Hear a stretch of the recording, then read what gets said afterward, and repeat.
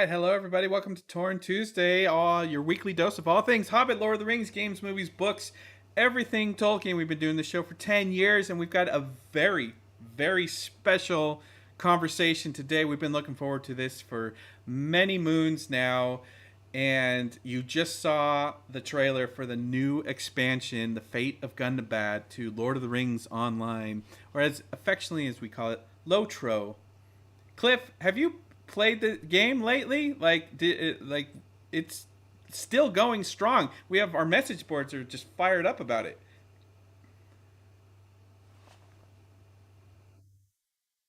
Oh, is your audio off? Thank you. My audio is now back on. How about that? You're right. There are many eager fans who have been buzzing all the time about this. And unfortunately, I haven't seen the game very recently because I don't have a gaming console computer. It's, after getting the upgrade to this 4K, television set, now I'm ready for the next upgrade so I can get a good gaming system. But through experience with my many friends, I do know firsthand, and I've seen how immersive and delightful, and the energy is. Wow, I've got my own autonomy as a player to actually wander around Middle Earth in a way I've never done before, and that is the most satisfying, visceral kick from this game automatically. And I'm just delighted that we have so many of the creative talent from behind the production of this game coming to join us today. Hello, everybody. Welcome to Torn Tuesday. First of all, to the live audience, I say hello. And did you say hello? No, I said hello, but that's close enough. And I'm so glad to have folks here from our live chat from Facebook, Instagram, Twitter, and the whole intraweb universe. Welcome to our Torn Tuesday. Justin, my goodness, haven't you been doing a great job herding all these cats together? It's amazing. Yeah, we've got folks from Standing Stone Games who are the stewards of Lotro now. They've taken over from Turbine. I guess Standing That's Stone is right. made up of former Turbine folks. So let's go around the table and have them introduce themselves. Let's go to Matt. Hit unmute. There you go. Hi, my name's Matt Elliott. I go by Scenario on the message boards and social media. I'm a senior world designer on Lotro. I've been working on it for close to 17, 18 years now. So Wow. Okay, legacy. That's awesome. Almost as long as the OneRing.net has been around for about 21 years. That's amazing. Ryan. Hi, I'm Ryan Pank. I go by Pinion on the forums. I'm a game designer on Lotro, and I've been on the project for about just shy of 11 years at this point. So That's a career on itself. That's amazing. Amazing. Matt. Matt already went, so I'll go in his stead. Oh yeah, sorry. I'm Jeff Libby. I go by Maid of Lions on the forums, and I have been on Lotro since 2005. So I am also an old. I'm a senior content designer, and I've been responsible for the Epic story and also the Epic adjacent quests that we've been doing in recent years also. And finally, we got Oleg, right? Yeah, I'm Oleg Brodsky. I go by Reninia. I'm a producer on the team, and I'm by far and away the newest person here. I've only been with Standing Stone since about April, so these folks are certainly the experts in the room, and I'm just here the little bit that I have. and thank you for taking so much of the producer stuff off my plate. I'm glad that I can free you up to do the stuff that you do best. Well, that's amazing. You've just been working on this since April of this year. That means you've been hired during the pandemic. So I guess my first question is, how did you guys make this during the pandemic? I mean, we were all at work at home. Did you all work from home and doing art and dev and everything? Yeah, the team is pretty fully remote. We actually have some folks who aren't even local. We have folks on the West Coast, folks in Texas, all around the country. And we had a couple times where we were able to see each other in person, but it was not very consistent. It was nice. I got to meet all these folks in person a few months after I started. But yeah, it was all work from home. Pretty much the rooms that you see us behind us, these are the places where we do all the work to bring Lotro and to bring Gundabad this year. So this sounds like your imaginations, just kind of working from home, sharing assets, but I don't see big cork boards of storyboards all along the walls in every single person's home. I guess for the creative guys, Ryan, did you feel more free to kind of go wild with the creative energy since it's just you and your thoughts and your pen? I would say a bit of yes and a bit of no. For me personally, it was a little tough not having some of that in-person collaboration and like whiteboard sessions like we'd had many times in the past. But also like the work that some of our other developers do, like Chris, who's been on a number of our interviews in the past. He makes it very easy for us to sort of get a sense for like the areas we're working on by putting everything into a document. So from there, like we still have our chat programs and everything, so we can still meet and communicate, but it was definitely an adjustment initially. Jeff, how do you feel? Did this pandemic style of working bring a different type of energy to this expansion? And could you feel this kind of turning into the next phase of Lotro? Well, it's really funny because the Legacy of Durin, which is sort of the main storyline arc that runs through Fate of Gundabad, it actually started pre-pandemic.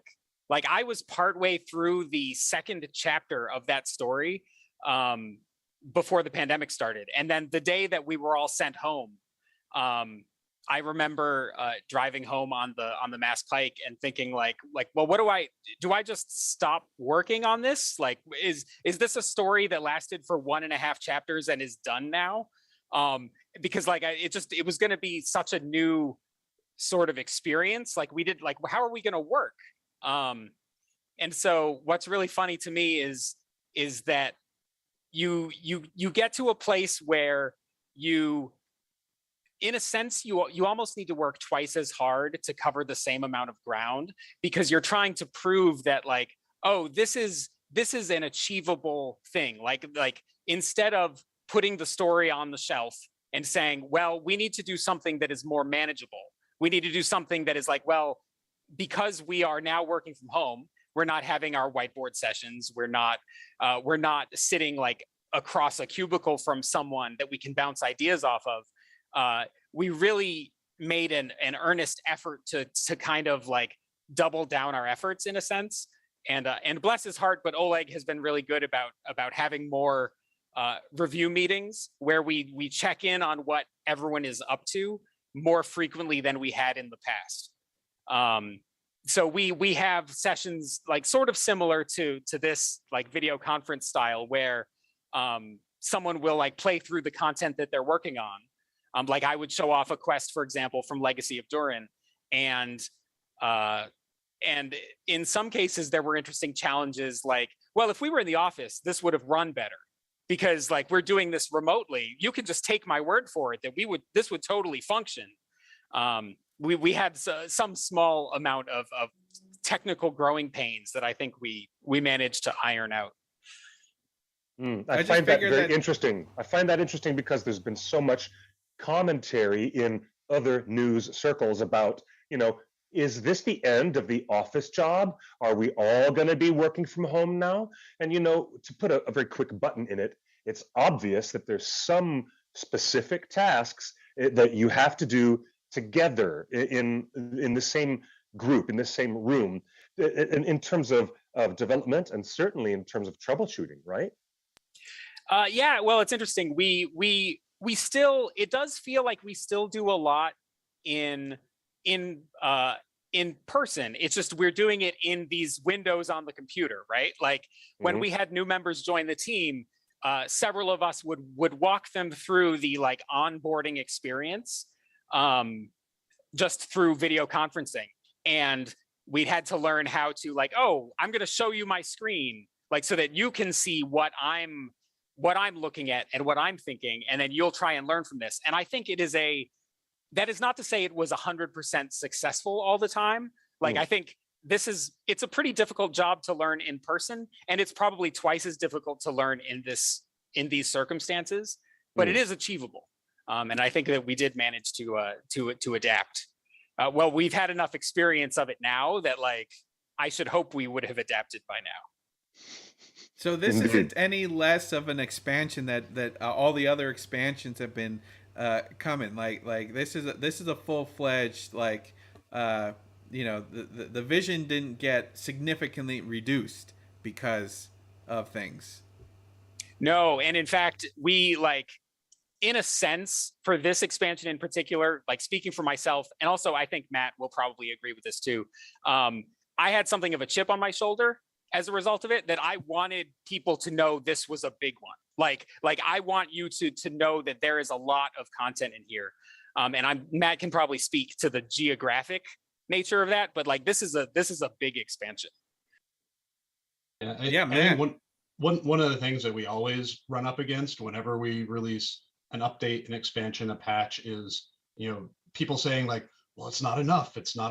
And you kind of have to stop at some point and be like, well, how much is enough? How much should be enough? And I think for this expansion pack, it gave us kind of an opportunity to sit down and think like, what does an expansion pack mean as far as our expectations for it, what the player expectations for it are, and just like, are there opportunities within doing this to try to advance ourselves technically as well?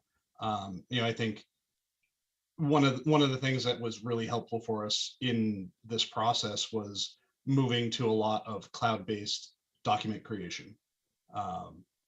Being able to share our work in that way, so we're not doing all of these different file versions all over the place when we're trying to plan things out. The collaborative documentation really helped us. And then being able to look at all of that and go, okay, this is what we're thinking we want to scope for this project. How does this feel? How does this fit in our schedule? Which is where Oleg comes in and tells us too much, too little, that sort of thing. Or you guys are crazy. Don't do that much. Well, there's the ancient, and I could probably say it's the original axiom of show business is you always leave them wanting more, right? Right. So given that psychology, we have some wonderful live chatters in the YouTube who said, whoa, I was just playing Lotro last night. I totally forgot that this week's show was going to have all of you guys from the crew. Welcome aboard. That's from Stephen. Everybody's just really, really quite thrilled that you're here. Orion's Angel says, greetings, my lords. And Joel says, I just started playing Lord of the Rings Online about a month ago, and here I am now in Volume 2, Book 9, Chapter 9. That's a lot of progress, Joel. That's fantastic. That's really wonderful. Also, comments are coming in, and I think I would agree with this from what I've seen with other friends playing, that this game is very accessible for first-time gamers, and it's also quite it's quite adaptable to solo play style, which is something a lot of us experienced during the pandemic. Yeah, totally. So how do you guys balance that? Having a kind of a full feature single player experience as well as a fun multiplayer experience, but balance that with experienced high level players that are dedicated players, as well as people that have just kind of rediscovered Lotro during the pandemic. How did you find that balance? Well, when the game was originally made, we almost didn't. Like in 2007, MMOs were very different, and our the way the game was designed, we essentially had like the main epic storyline running through the game was divided into books. So book 1, book 2, book 3. Book 2 was the Breland book. Book 3 was the book that took place in the Lone Lands. And one of the things that tended to happen was, because we were telling these stories that would lead to crescendos at the end of each book, we would then say, like, good job, you got to the scary dungeon at the end of this part of the story. Now you need to get a group of friends, like find your own fellowship, and you'll tackle this tough dungeon, which isn't ideal for players that maybe are looking for a more accessible game, or that are looking for, like, I want to be able to solo, I want to see the storyline, and I don't want to do it in a more stressful sort of environment. So when the game went free to play, we came up with a mandate that the main storyline should be soloable. Everybody should be able to play through, like, a primary storyline of the Lord of the Rings from beginning to end, and it should be soloable and accessible. And so that's available for solo players. And then the more difficult group and dungeon content would live in separate dungeon experiences. We would no longer be blocking you at the peaks of the story with group dungeons. So that also means that the content designers that excel at making these group dungeons, like Ryan here, can focus on making those as deadly and dangerous as they probably should be, which I find to be a win.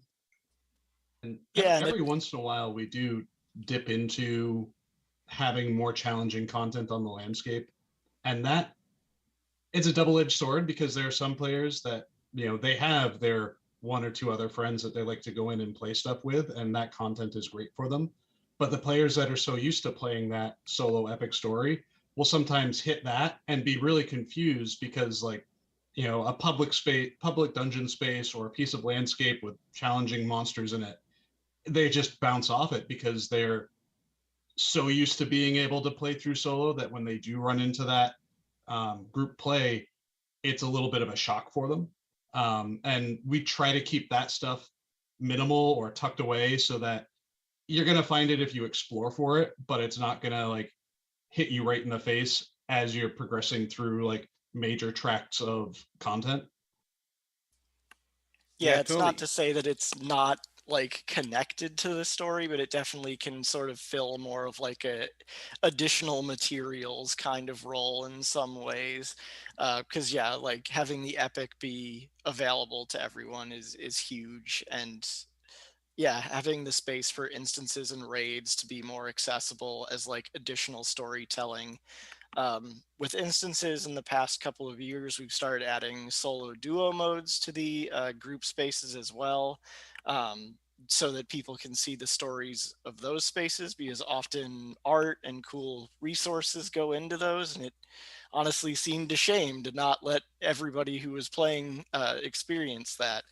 And recently in War of Three Peaks, back in update 28, we sort of changed our paradigm on raid creation, so that the first tier is now more of a, like, this is pretty easy, like, kind of a popcorn, just play for the story kind of a deal, instead of having it be immediately difficult right out of the gate on the first difficulty level.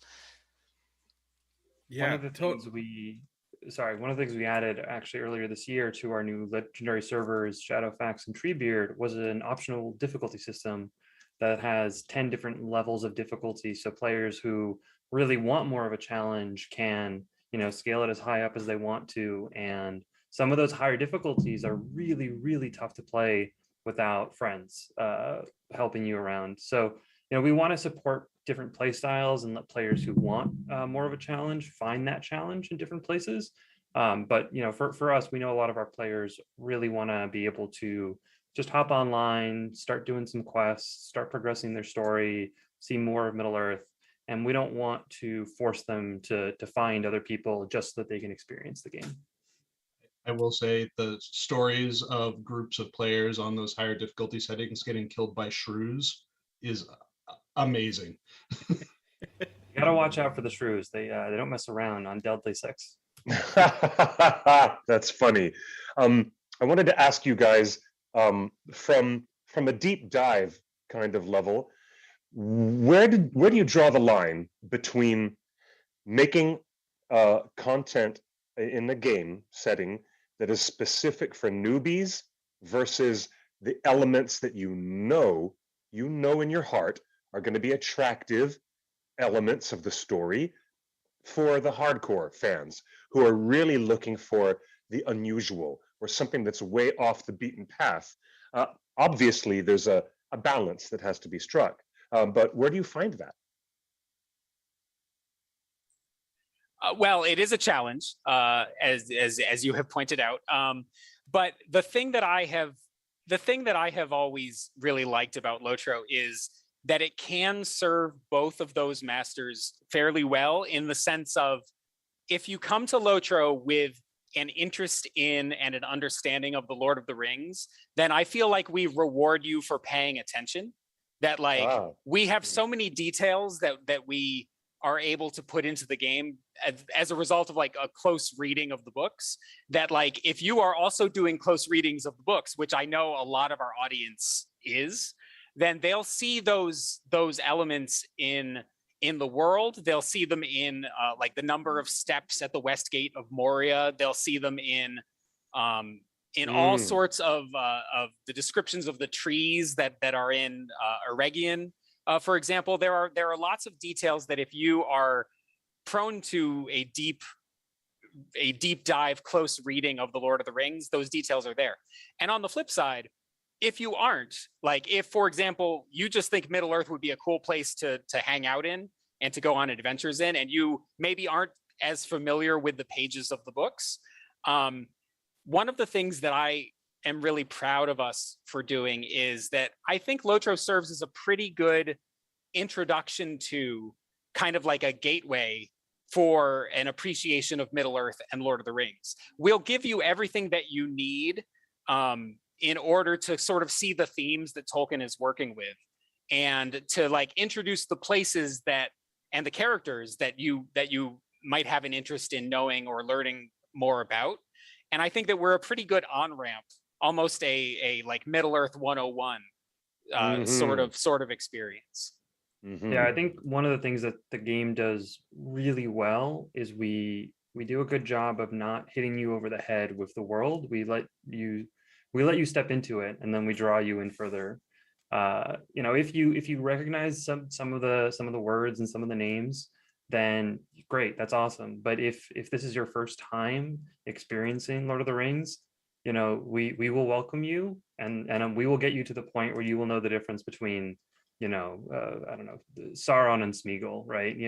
Important characters that anyone who's read the books will automatically know. But if you've never experienced it before, they don't mean anything until you start getting into it and start really appreciating what the world is like. Well, the chat room is speaking to that point exactly, how welcoming you are, because there was someone in the chat, I don't remember who said it earlier, was that all they knew about Gundabad orcs was the mention in The Hobbit, like, oh, those are Gundabad orcs, and so he thought Gundabad orcs were a race of orcs, and there was he didn't know that there was a location called Gundabad, and your game basically introduces that, and it can be as much of a learning experience. There was a question, I believe, let me bring that up. Is anyone here or on the team, do any of you have the whole map of Moria in your head, that you just know where everything is? I built it. That's amazing. That's talk amazing. About developing that. I mean, are you pulling from the books, the manuscripts, the the latest nature of Middle Earth? How are you constructing this? So we have our process for building the landscapes, the caves, the dungeons, all of that. When we come to a new area, and I think Jeff mentioned this a little bit before, where one of our designers, one of our world designers, he, whenever we go into new space, he probably spends about a month doing a deep dive research on that area, pulling up everything he can find, regardless of what source material it's from, every bit of information he can find that can help inform our decision making when we go to plot things out. We also reference the Fonstat Atlas a lot in terms of where we think things should go. Can I get an amen? Can I get an amen for Karen it's such a great Wynn resource. Fonstad? Yes, I was so thrilled to be able to interview her while she was still with us on this earth.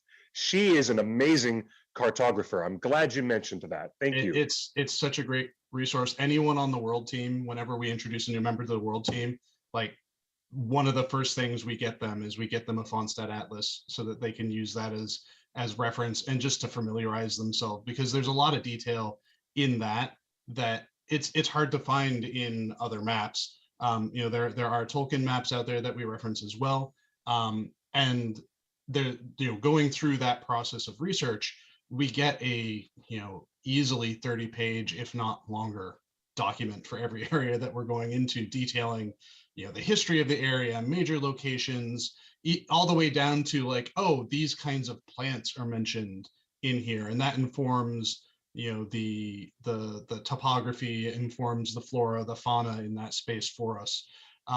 We also there is that correlation of Middle Earth to real world, like, oh, this is supposed to be this part of the world, so we do a deeper research into what's the geography like in this area, what kind of plants and animals are in here, and we take that information in when we come to designing a space. Then it's looking at our maps, building the terrain out to kind of mirror what we've seen in our research, and then doing some deep dive, further detail planning with our content team, talking about what kind of animals do we want here, where do we want there to be friendly hubs, enemy camps, caves, bodies of water, all of that stuff. I think for Gundabad, we were fortunate to be able to start very, very far in advance in our planning for it, to the point where like a lot of what we were building for the Gundabad landscape was pretty far along by the time people like Ryan or Jeff had to get in and actually start doing design work. And I think that helps a lot of their process when they're visualizing the stories that they want to tell in those spaces too. We try to stay a very accessible team and a very flexible team. So if something comes up where like, oh, well, we need this statue here, or it'd be really great if we could move this road this way a little bit. If it's early enough in development that those kinds of things come up, we can make adjustments as we need to. This expansion pack 2 was also an opportunity for us to try out some new landscape development processes, using other tools that we had used in the past but had not used very effectively. And hopefully going forward with future updates, we'll be taking kind of the process that we learned through creating places like Carbernock and the Welkin Lofts and apply those to our next open land regions, because I think we're all, as excited as we are about what we've produced, we're all ready to see the open sky again.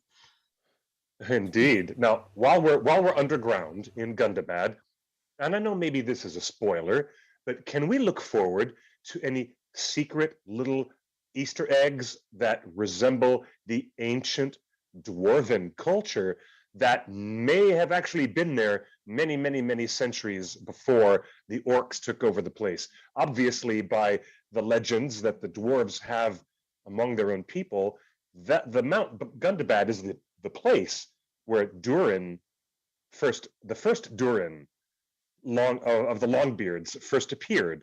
So, I'm wondering if we're seeing, something like where Moria is an environment that includes all the dwarven architecture, but also includes, the changes that have undergone while the orcs and the evil minions have occupied the place.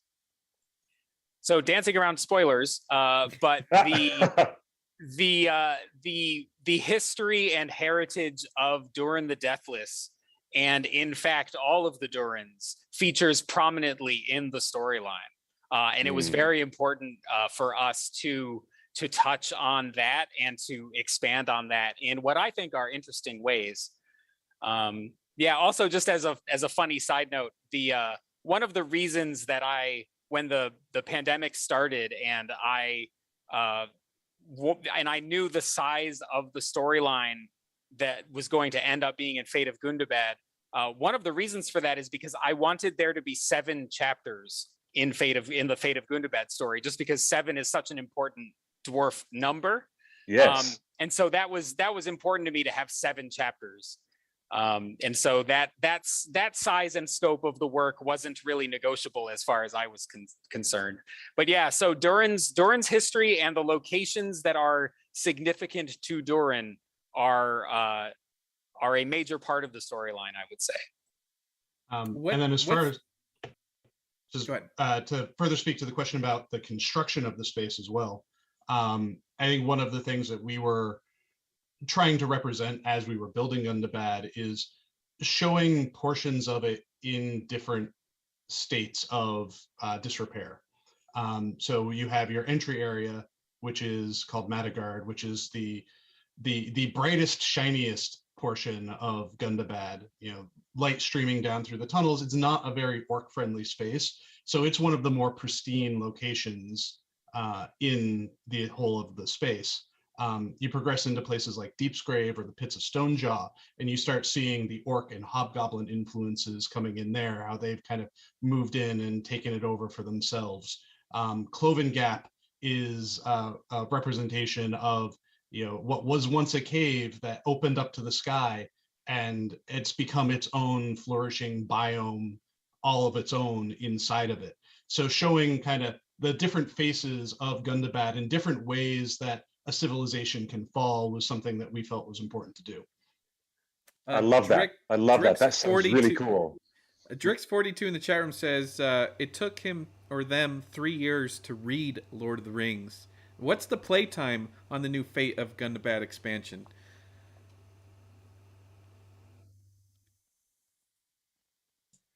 I think that's a tough one to answer.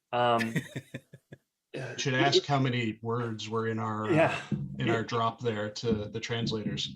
It's you know, some of it depends on like how, if you're just trying to play through the Legacy of Durin, and you know, maybe do a little bit of side questing along the way, you can probably get through it in a couple days, maybe a week or two, depending on how frequently you're playing.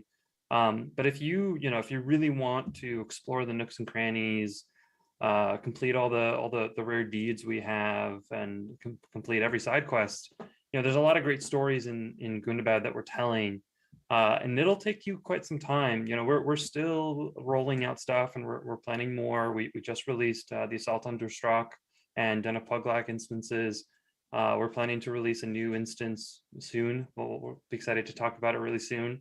There's more stories in Gundabad that we're going to be telling. So it's not a question of, for me, how long until it's done, because we can't really answer that, but we can say that there's a lot of awesome stories in there that we're seeing players responding to on our various channels, and we're really loving that response. We think that there's a lot of people are really loving what Jeff has done with this Durin's storyline at the very least. So for a bunch of people that have just joined in the middle of the show, we're talking about the new Lord of the Rings Online expansion, The Fate of Gundabad. And if you don't know Lord of the Rings Online, because this game is so old that people are making families already during its existence, just like the OneRing.net. It's a free-to-play online MMO. It's PC. It's actually kind of it works on many PCs. It's not like a high-res cyberpunk not going to play on your system thing. It plays on most systems, and the developers here have done a really good job maintaining that through the years. And during the pandemic, you guys made it totally free to play. You made all the expansions last year free for a while, so everybody could play everything in the game. Now it's free to play. You can download it right now, get it for free, join in, and then it's not like Fortnite where you buy skins and dances. Like, you pay for these storyline expansions and these expansions of the places of Gundabad. I guess the question for you guys is, when you guys opened it up as a gift to fans during the pandemic, did you learn anything interesting as everyone kind of returned, or found the game for the first time? By the way, it also runs on OS 10. Worth mentioning, not just on PC. Yes. Yes. So when we did the first, we were calling it Happy People's event.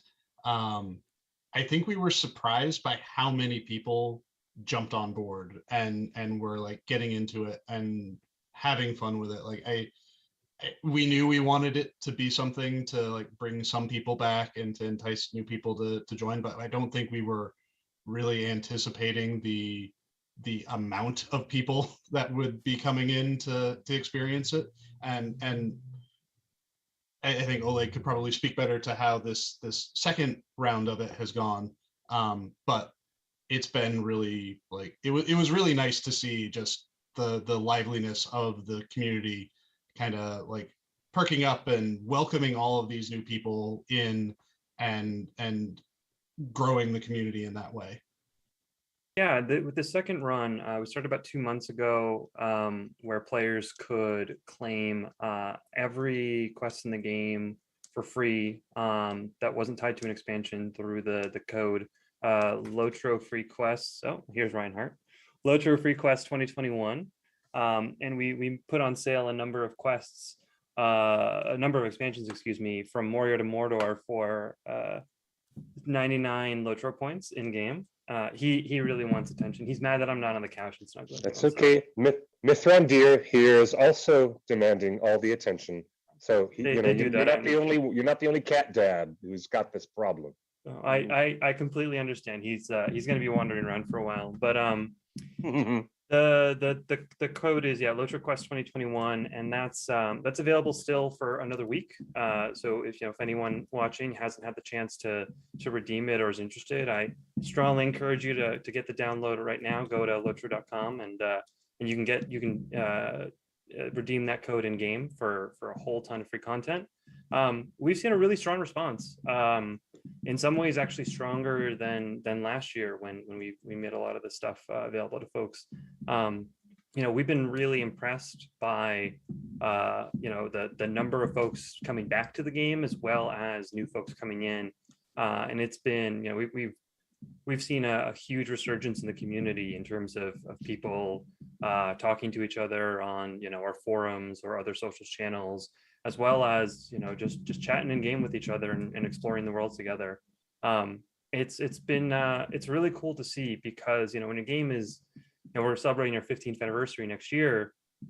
When a game is that old, you tend to have a group of players who are sticking onto it, but naturally folks sort of wax and wane in terms of their engagement, and when something like this happens and just tens and tens of thousands of players are coming back all in a single day or week, it's really amazing to see. And I know a lot of us on the team are really excited to see folks coming back and jumping in. Let me ask you, how do you guys avoid controversy, such as the type of controversy we saw in Shadow of War, where little Miss Shelob is no longer a horrifying spider, but she's a beautiful maid in a skinny little black cocktail dress? I'm just saying. I'm just saying for the sake of argument. How do you guys manage to avoid that type of controversy, where the audience is starting to say, "My goodness, you guys are playing fast and loose with Tolkien"? And I'm grateful that you haven't stumbled into this yet, but I'm just asking you for your insights on this.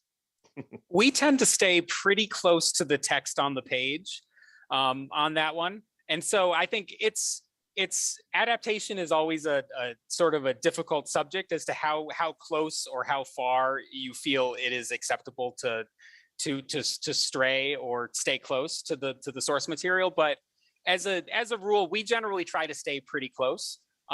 It's a big world out there, so people can try different things. But for our game, I like our vision of Shelob, I think. Yeah. That's all I'll say about that one. Thank you. I'm with you on that. Yeah, our goal is, as Jeff said, we try and stay really close to the text. For us, the text is sort of the ultimate check those are the words that we have to live with, and those are the words we have to live by. So, as Matt was saying earlier, we do look at as many things that we can in terms of how things are represented and referenced. But at the end of the day, the words in the Lord of the Rings are the words that we have to work with, and we're happy to work with those, but it means that we take a different interpretation than some other developers might.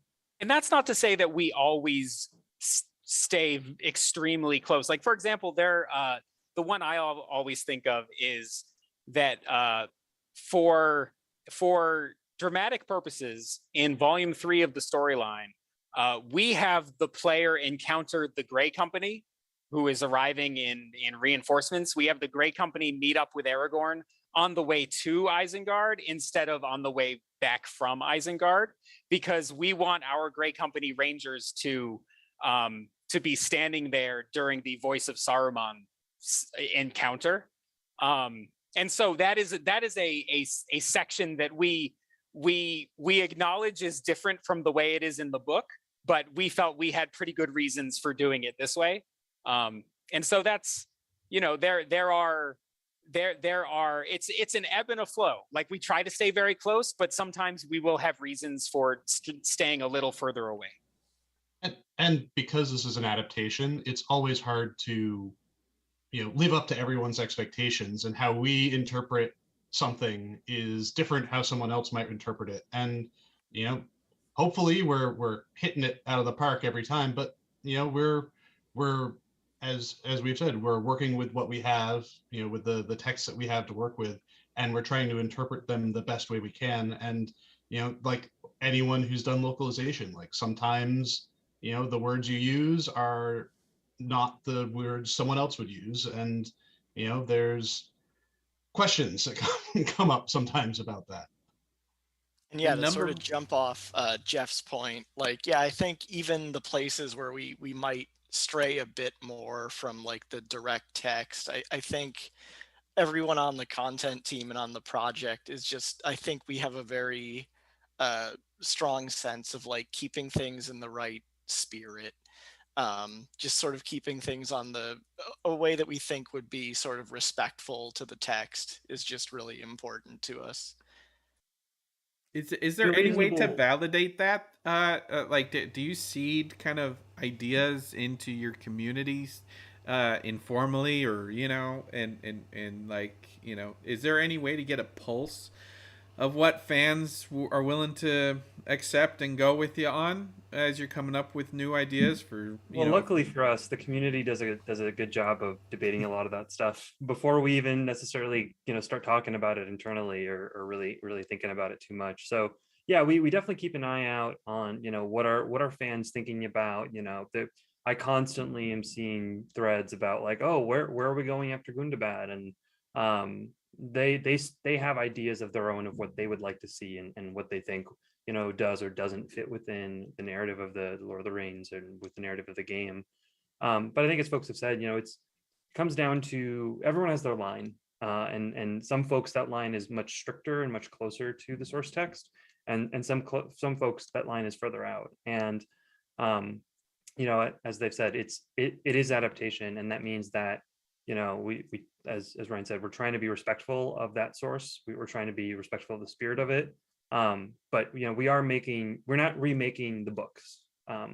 We are adapting the books, and that means that we are trying to show what the world would look like as an MMO. And so naturally, we have to take some liberties to make sure that it fits within the mechanics of the game. And one of the ones that I hear all the time is like, lore masters are and rune keepers are in some ways kind of different from what you would look at if you're taking a very close reading of of the books. But we are, like I said, we're not just remaking them, we're adapting them, and that was an important change for us that we felt we needed to make in order to provide greater diversity of play experience to our players.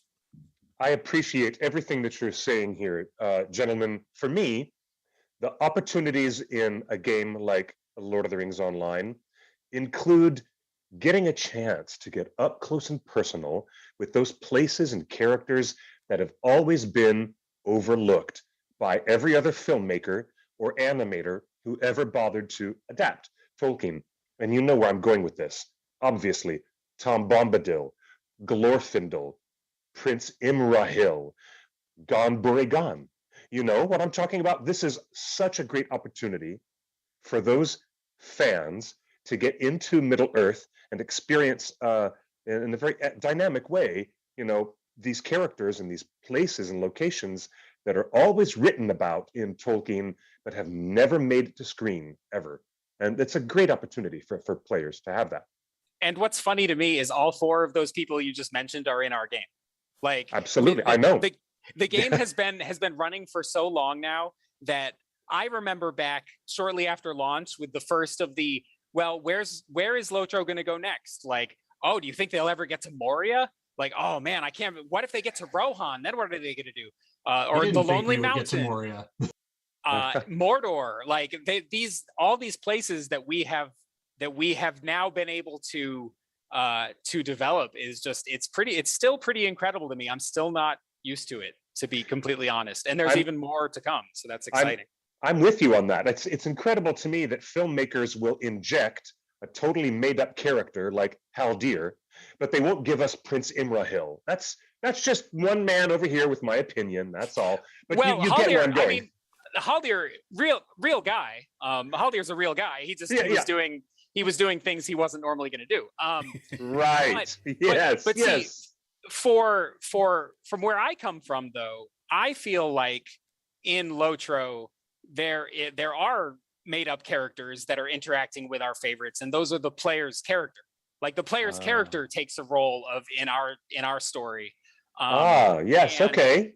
And so then I feel like that gives the player agency in the world in a way that they wouldn't have if, like, for example, in our game, you're not playing as Frodo or you're not playing as Aragorn, but you are playing as their like trusted confidant who also was up to shenanigans throughout Middle Earth while the main adventure was happening, which is maybe not the most heroic way to put it, but I think that at least where I stand in Lord of the Rings, we all know what the great threat to Middle Earth is during this period, and we know who confronts it.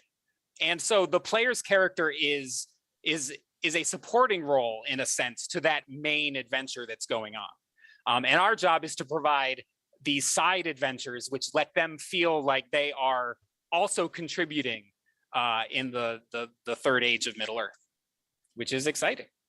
And I think that's actually one of the strengths of the game, because you get to feel like you're part of the world, in a way that some other games make you the hero a lot of times. And you are a hero, but you're not the hero.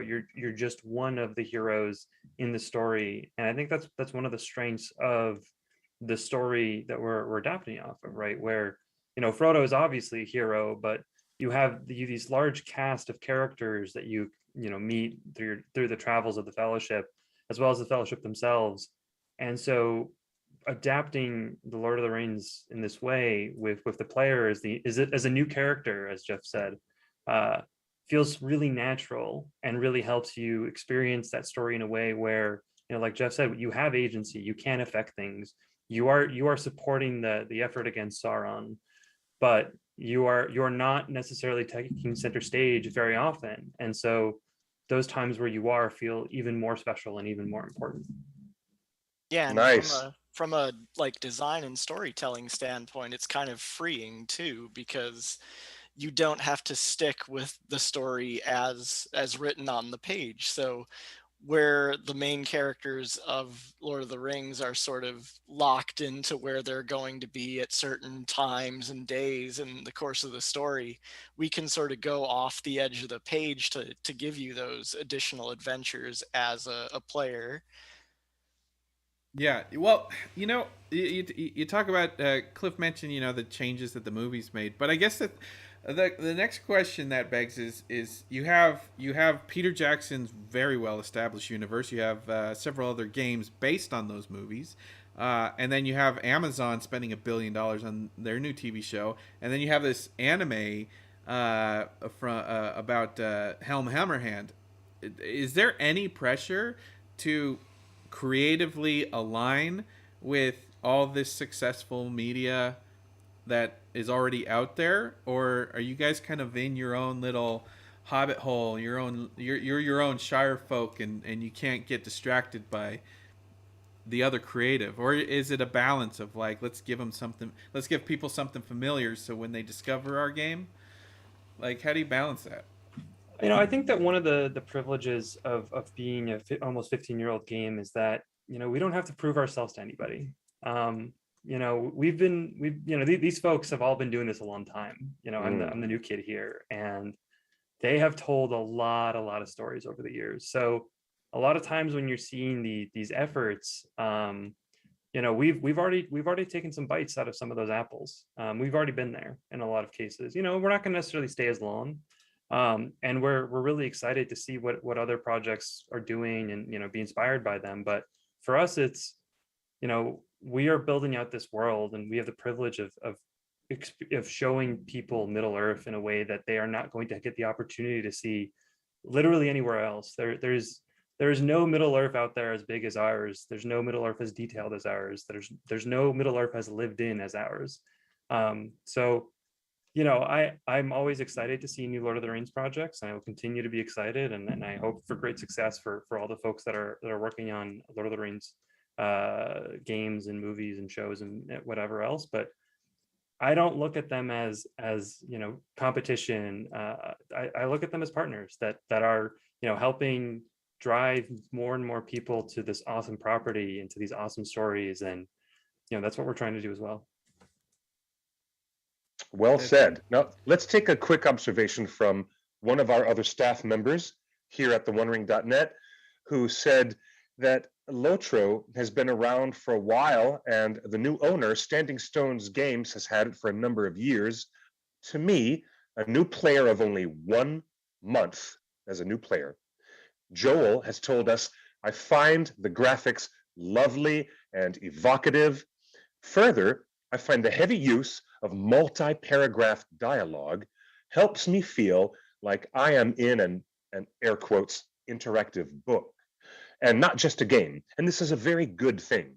I also find that the game community to be much more welcoming and kind versus others that I've seen.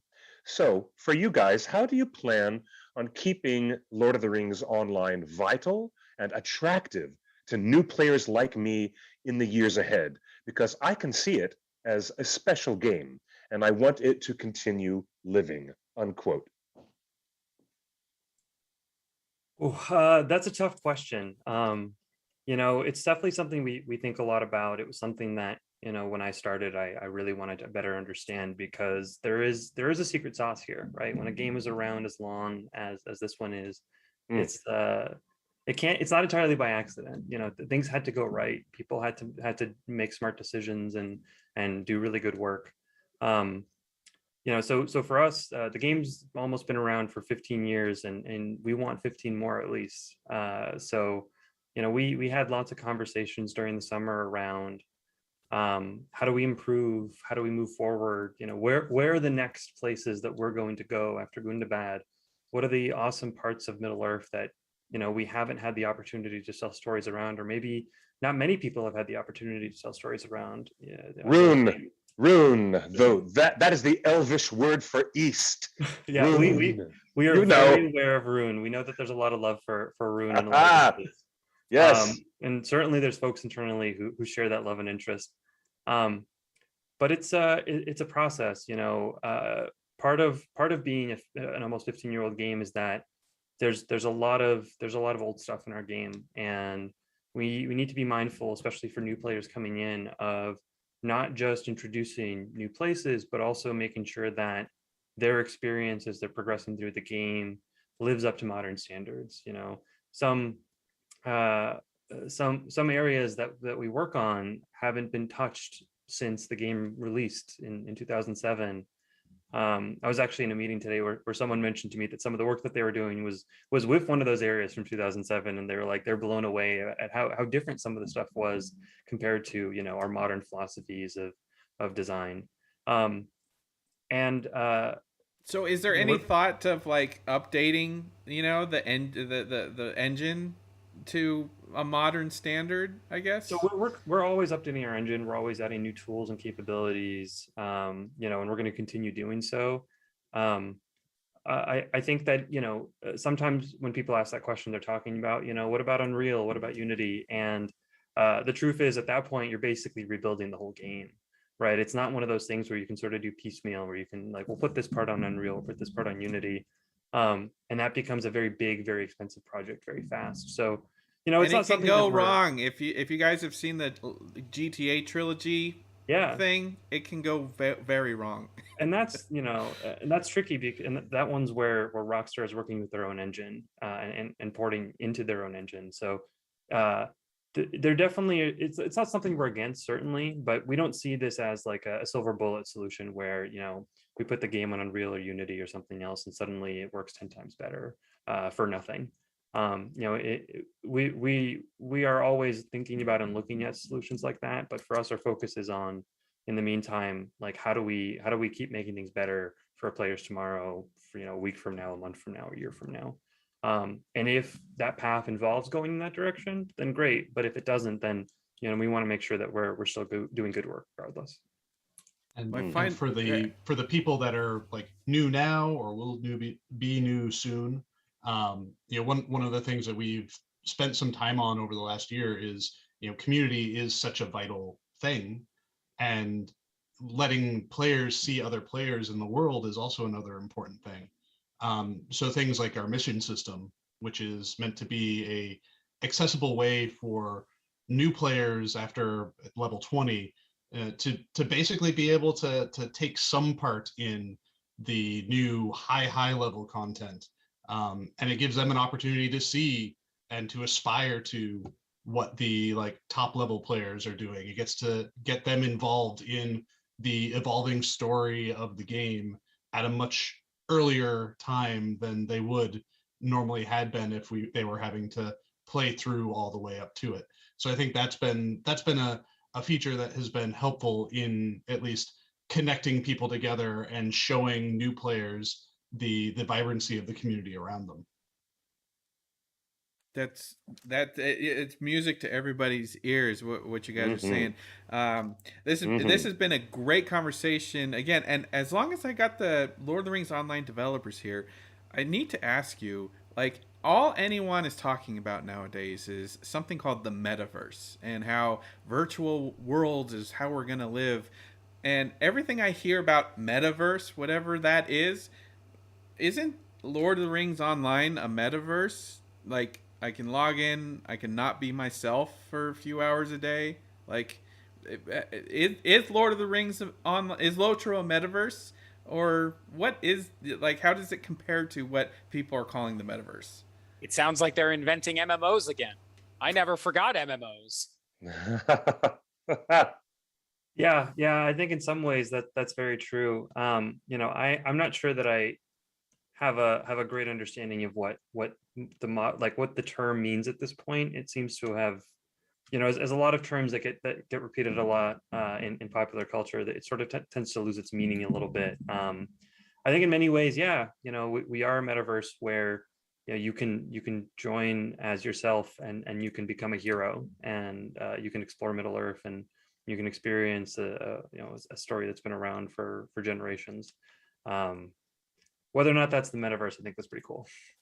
Or you can just stand around in Bree with your friends and play in a band. You don't even necessarily have to approach the story in the same way as like another player would. There's a very healthy role-playing community of the game.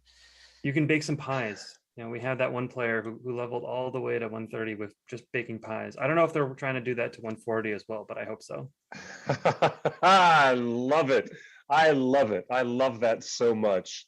That is incredibly appealing to the hobbit in me, making pies, mushroom pies, apple pies. I'm all about that. That's Are there fantastic. any new hobbies that you guys are considering in the game? Yeah. We've mentioned some that we've thought about on stream. I'm trying to remember which ones have been called out, but yeah, we totally are. You know, we have some cool ones that various folks are fighting for internally. It's one of those things where it's about finding the right place and the right time to introduce them.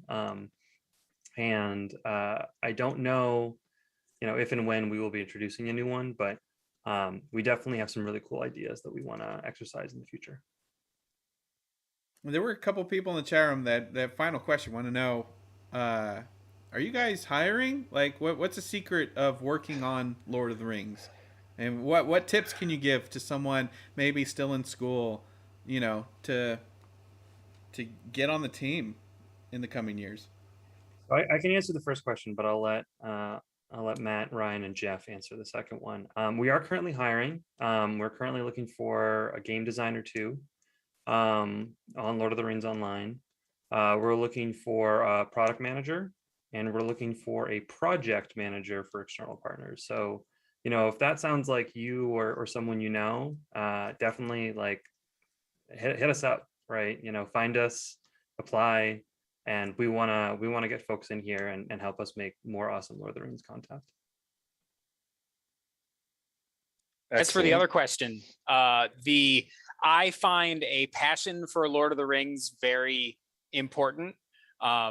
Like I have been infatuated with the story since I discovered my mom's unread copy of the Lord of the Rings in the basement of my house when I was growing up, and I was in 3rd grade. And I just fell in love with this mysterious book that I had never heard of before somehow, and just have loved it ever since.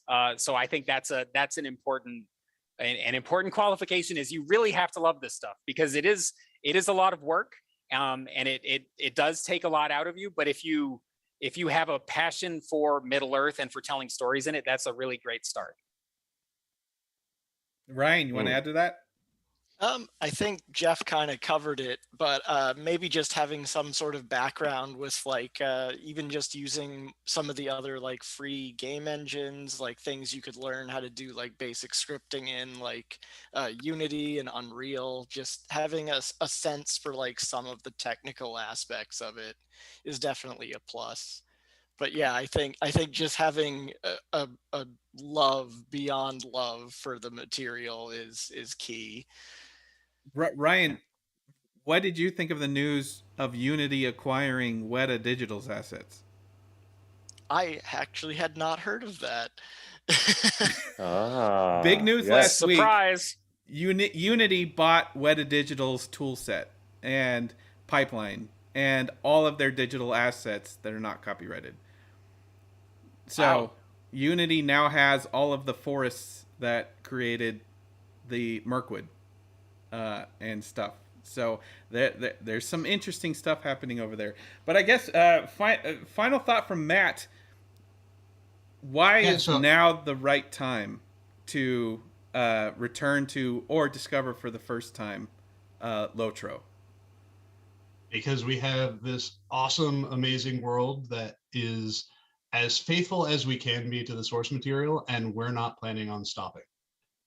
We have our plans.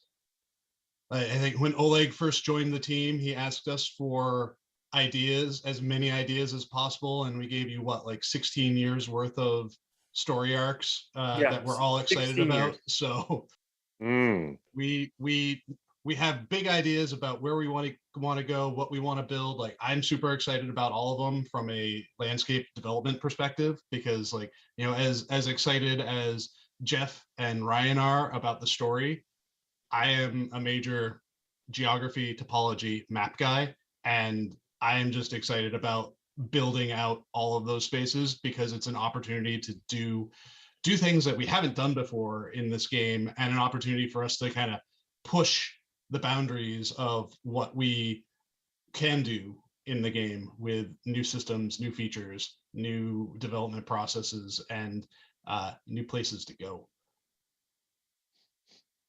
Very exciting. You know, I'm with you guys. Dyed in the wool, geek, all of us. I just love it. It's great to have us all together to geek out about Tolkien.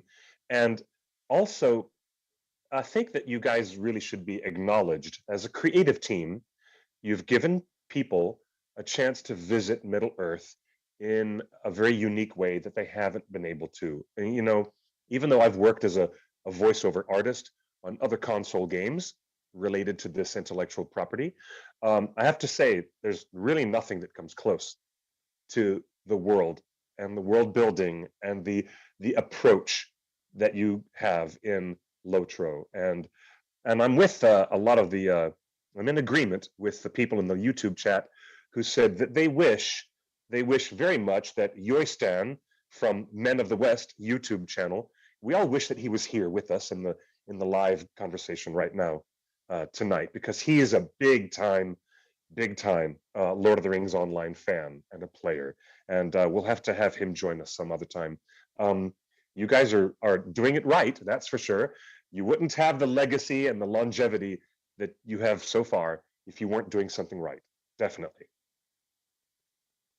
Thank you. Yeah, and I mean, credit to this team. You know, the folks here and the folks at the studio who, you know, have built the largest and the most comprehensive Lord of the Rings destination. You know, that there's nothing out there like it anywhere.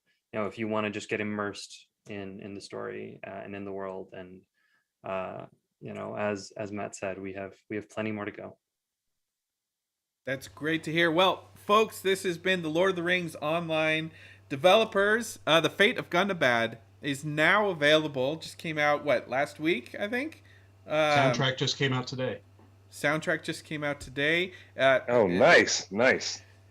And you can pick up the game for free and start playing now, level up your character, and then jump into this new expansion and any of the old ones. And we put the coupon code in the chat. Thank you guys for sharing that code. That's good for another week, I think, to unlock a bunch of stuff. And gosh, the longest running Lord of the Rings adaptation so far. And this is, you guys are, Cliff said it, you guys are doing it right. And the fans are still here. And I can tell you the number one topic on our message boards and our Facebook group about this game are the Dwarven women sprinkled all about the new Fate of Gundabad. Love it. Love you got bearded Dwarven women all over. Like, it's, you guys get it. You guys just understand the lore and what fans didn't know that they want. And it's really exciting. So thank you for coming on. Cliff, you can take us out. Yeah, I have to also acknowledge, I want to acknowledge all of my guests who are here with us tonight, our guests. And thank you very much for your time. I guess I should have used Tauriel in that crappy example that I was talking about earlier, but whatever, we'll get to that next week. Until next week, we're going to come right back here on Tuesday at 5:00 p.m. for another episode of Torn Tuesday here at theonering.net, the biggest and most comprehensive web portal for all of the Tolkien fans out there. And you guys definitely, if you haven't already, get your Mac operating system up, get your PC, your gamer PC up and running, the one with all the cool neon lights inside. I'm going to build myself one of these, I promise. And get yourself on Lord of the Rings Online. And until the very end of the month, there is that code that you can use, and it will unlock every single expansion quest, it will unlock all non-expansion quests permanently in the game. That's LOTRO Quests 2021. You can use that until the end of November. So until next Tuesday, everybody, this is Justin, and I'm Clifford, and we're signing off. We'll see you next Tuesday at 5:00. Until next time, good night and good luck, or better yet, buenos noches y buena suerte. Bye, everybody.